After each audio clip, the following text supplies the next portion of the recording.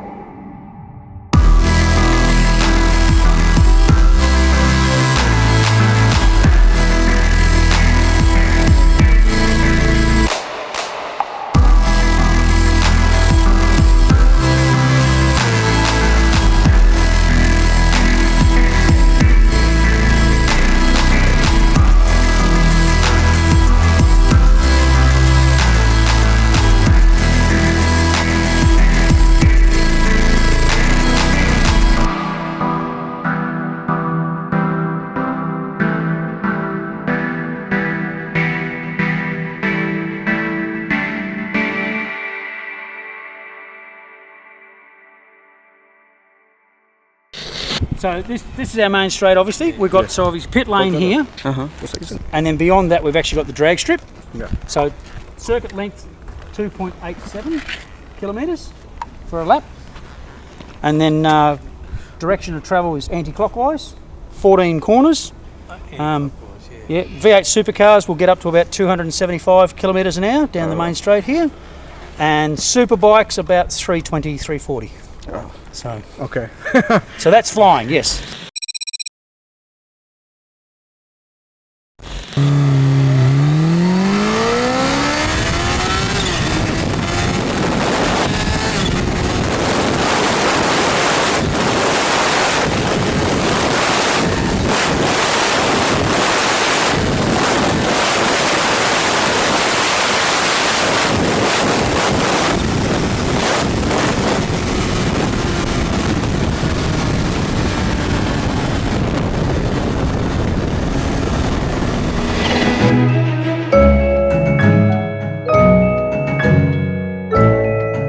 So guys, we are leaving from Darwin today, and it's as usual a very sultry and hot morning, but today it's sort of a day where we are looking forward to go and ride. Obviously we do that every day, but today we are actually going to time travel. We are going to gain 1.5 hours as we cross over to Western Australia.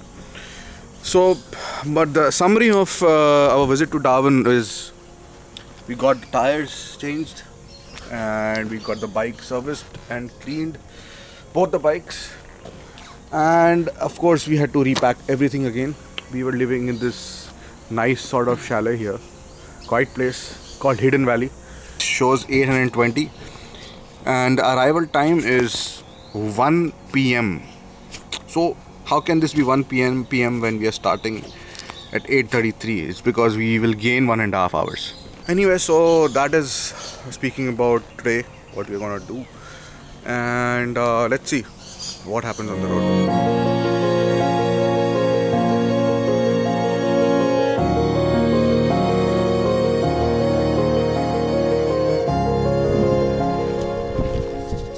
Okay, so we are actually going from Catherine towards Perth, and it's super isolated. I mean, I don't know why would anyone come here, but we are here, and we found this helicopter on the roadside, and not just one but two. The other one is over there. I don't know what it's doing here, but obviously this is for tourism purposes. And there's also a helmet over there, but this is quite cool.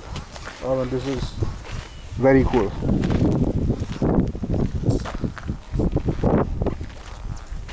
So do you want to take a helicopter ride? Yes, though I think this will be faster than this. I don't know how fast the helicopters can go in a straight line. Like I think they can travel at around 300 kmph. 300? I think yes, Oh, they okay. can. But this is still not sure. faster. Yeah, that's why I'm saying. I think the H2 will be faster on a straight line. Yes.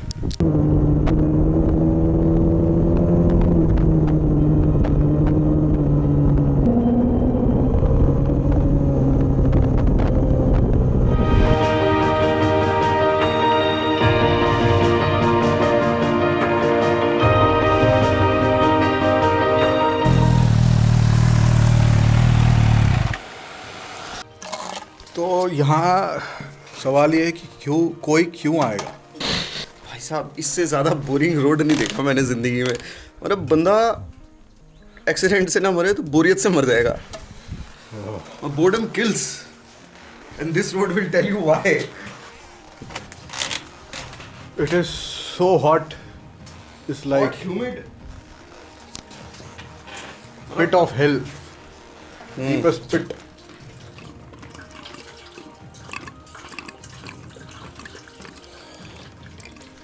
Hot as hell, exactly.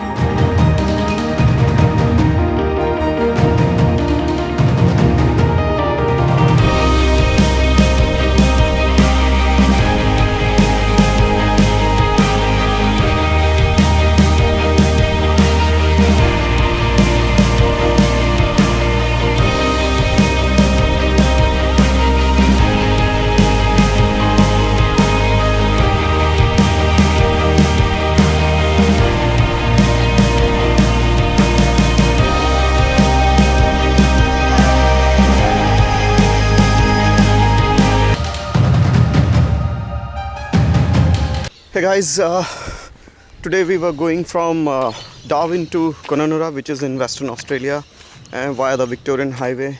And let me tell you, this was one of the most boring highways that I've ridden on. Boring because there's nothing, absolutely nothing, but just a few kilometers from this point, around 40-50 kilometers, it turned into the best highway that we've ridden on so far on this road trip. You know, the long sweeping curves, twisties, and then we came across this roadhouse or petrol pump. It's called Victoria River Roadhouse, now open under new wife ownership. And just look at the place, how beautiful it is.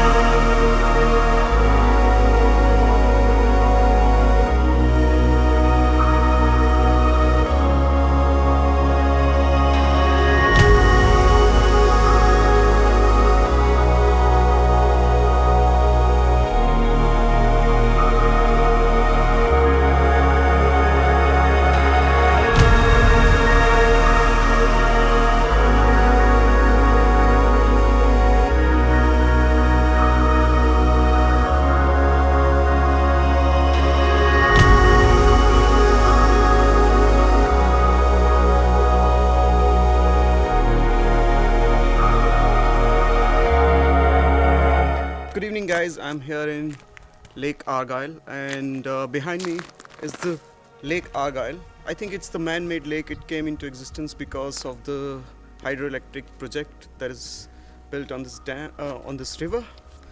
The Lake Argyle is one of the very popular tourist spots in this part of the country, and there are a lot of tourists here usually, but right now it's only me. Guys, we are still near the Lake Argyle area. I think a couple of kilometers away from Lake Argyle. If I'm not wrong, Lake Argyle is behind that mountain. And the reason why I stopped is here is to show you this. Probably you can see the patches of black in between these brown. So this entire area has been engulfed by forest fire. Here you can see these black patches on this side as well here, and that mountain has been completely engulfed by forest fire, bush fire. It's completely black right now, as you can see, and probably you can see behind that mountain there's the thick smoke coming up. The manager of our resort, Fiona, told me that the bushfire has covered approximately a 60-kilometer area around my hotel and around Cononura and Lake Argyle. So this is how bad it is, and it is still spreading.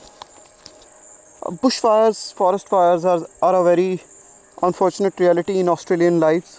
Every year thousands of acres of forest is claimed by forest fires, and which also results in loss of lives, assets, resources. It is very unfortunate.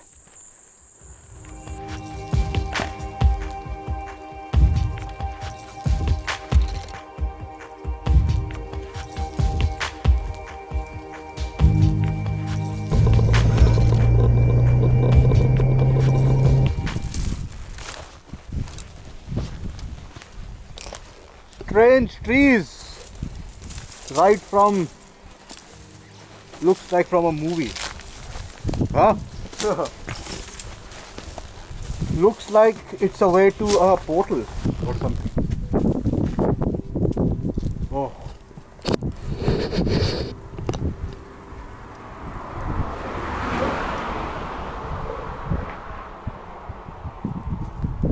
What do you think?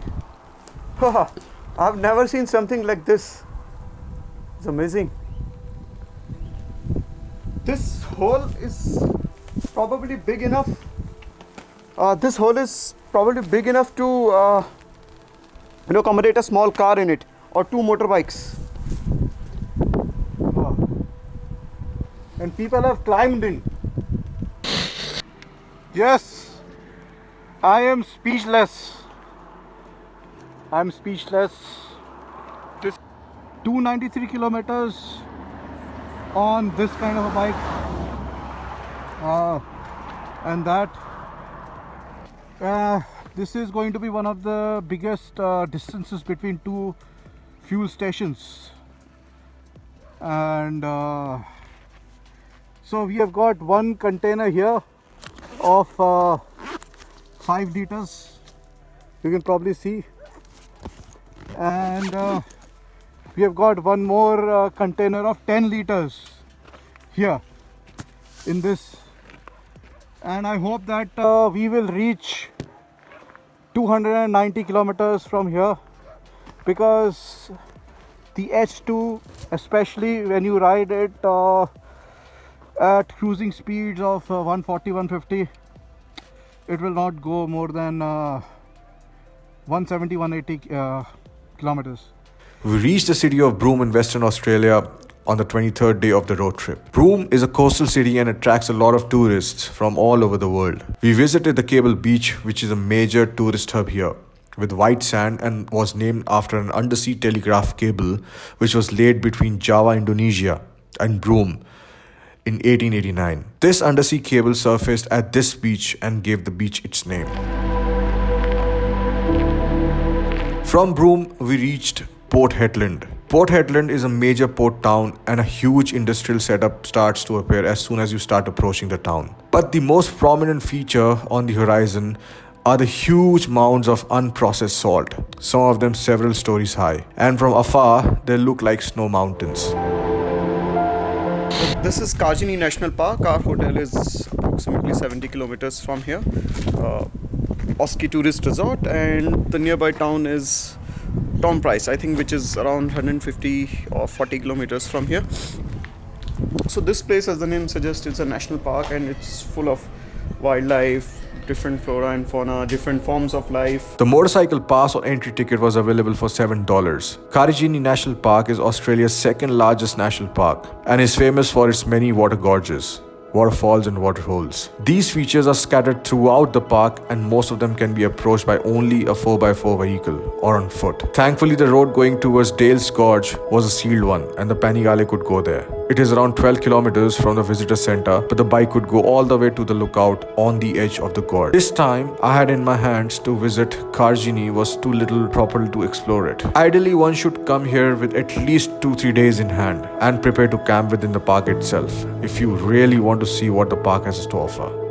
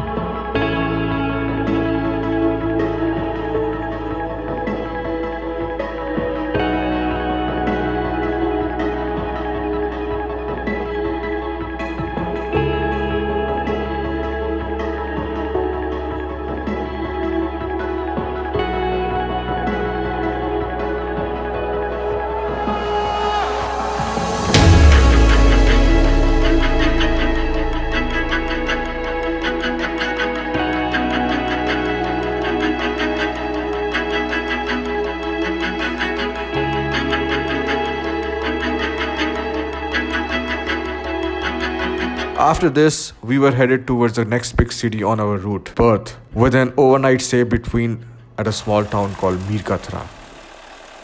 And while riding towards Meerkatra, we found one of the most amazing machines on wheels resting by the side of the road. This, where I am right now, is truly the biggest machine on wheels that I've seen. It's very difficult to describe. I'll have to actually show it to you. It's beyond incredible. Okay, here goes. Oh no, actually let me do this. So I'm going to zoom out. Keep looking and wait. Can you see how big that is? I have to pull back even more and it's still not in the frame. This was really magnificent. This must be at least 3 stories high and the Panigale was looking like a scale model in front of this.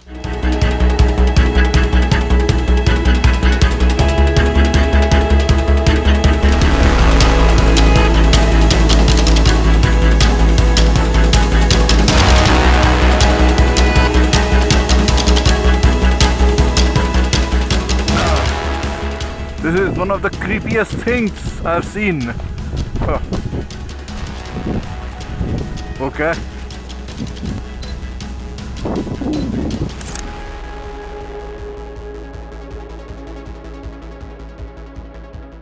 That was amazing.